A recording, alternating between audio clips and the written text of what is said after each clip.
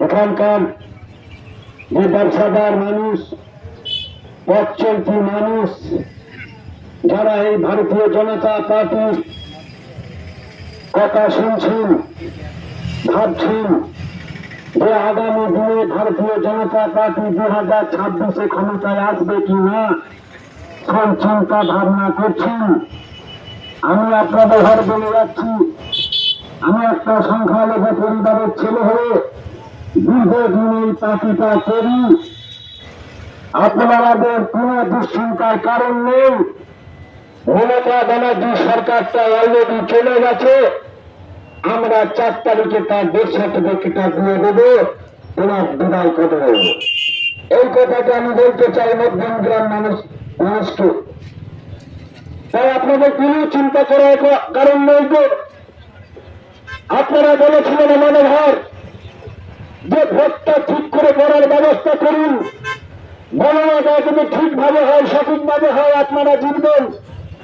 আমরা আমাদের উচ্চতর নেতৃত্বকে বলেছিলাম, রাজ্য নেতৃত্ব, দিল্লির নেতৃত্বের কাছে জানিয়েছিলেন যে পশ্চিমবাংলায় এই বাতাবরণ, এই সৃষ্টি পশ্চিমবাংলার মানুষ চাইছে যে 2011 পরিবর্তন হয় নাই, 2026-এ আসল পরিবর্তন করতে চাইছে। এই কথাটা আমরা নেতৃত্বকে জানিয়েছিলাম।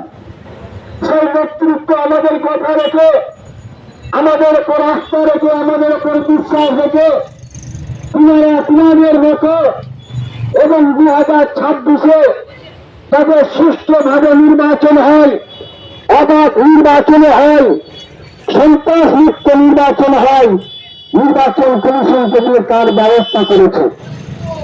যারা এখনো ভাবছেন এলাকায় কিছু কিছু তৃণমূলের মস্তান, কিছু কিছু উন্মাদ আছে, হারমাদ আছে, যারা 2011 সালে আগে তারা সিপিএম করতে, তারা 2011 করে তৃণমূলে নাম লিখিয়েছেন, সেই সব নেতারা আবার বেশি বেশি তৃণমূল দেখাচ্ছেন। আমি বলতে চাই তৃণমূল, এই যে হরিপ্রসাদ বিধানসভার যে কেন্দ্র হয়েছে তৃণমূলের, সিদ্দিকুল্লাহ চৌধুরী সাহেব কোন জায়গায় এক বক্তব্য রাখতে গেলে এই হরিপ্রসাদ বিধানসভায় কত অঞ্চল আছে বলতে পারছে না, একটা অঞ্চলের কত বুথ আছে বলতে পারছে না। এর কারণ আপনারা ঘর জানতে হবে, কেন 4.5 বছরে এই সিদ্দিকুল্লাহ চৌধুরীকে হরিপ্রসাদ বিধানসভায় দেখা যায়নি। কেন দেখা যায়নি? তিনি একটা বলছেন হরিপ্রসাদ বিধানসভার কোন রাজনীতির বিপক্ষে তিনি বলছেন, তিনি তুলাবাদী করেছেন, তিনি গুন্ডাবাদী করেছেন।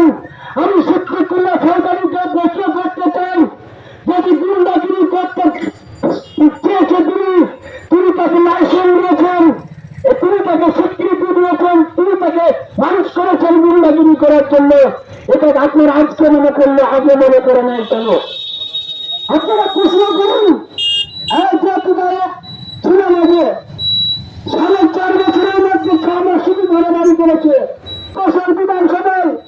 আমরা ছুটে গেছি, মারছে কেন শুনলেন, আর মারছে কেন শুনলেন। আমরা দেখলাম জরুরি খাবার প্রার্থী ঘোষণা হলো, বিক্রয় মানল, কারা মানল, তৃণমূল মানল, কাকে মানল, তৃণমূলকে মানল, আর মানল কে মুসলমান, আর মাল খেলো কে মুসলমান। এটা আপনাদের আর মনে রাখতে হবে।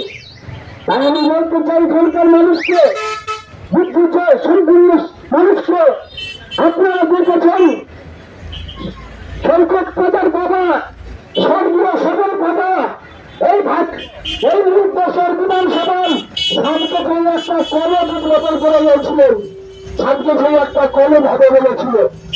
কিন্তু সেই কলেজ আজ পর্যন্ত এখানকার বিধায়ক এই পানভোগ ফাঁকা করে আছে, এখনো সামনে এই কলেজ সম্পূর্ণ করতে পারেন নাই।